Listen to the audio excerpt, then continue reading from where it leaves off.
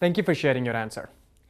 Now that we've used classes for the very first time, I want to highlight something that took me a really long time to understand when I was in college.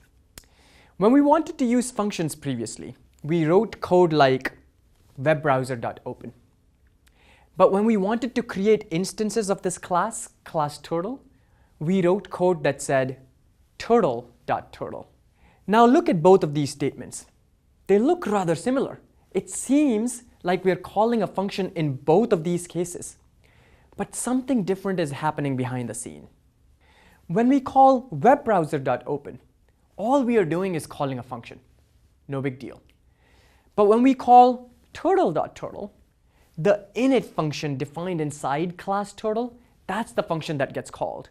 And it creates or initializes space inside memory for a new instance which we called Brad.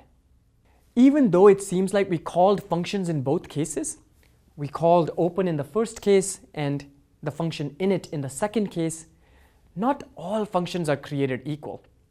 When we called webbrowser.open, all we did was call a function.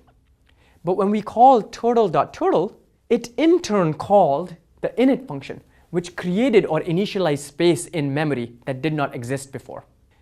So that concludes our first example of how to use classes. Let's look at a few more examples.